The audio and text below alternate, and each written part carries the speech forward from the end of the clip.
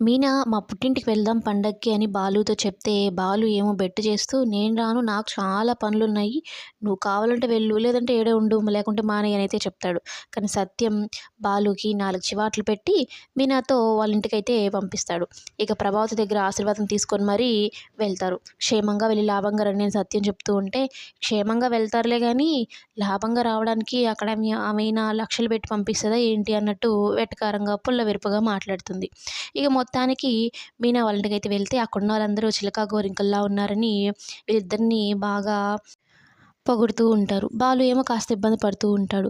ఆగండి, ఆగండి అంటూ సుమతి వచ్చి హారతిస్తుంది. హారతి ఇచ్చి ఇంకేంటి అంటే, అదేంటి బావగారు హారతి ఇచ్చిన తర్వాత డబ్బులియ్యాలి కదా! అంటే ఎంట్రీలోనే 100 ఔటా అన్నట్టు బాలు మొహం పెడతాడు.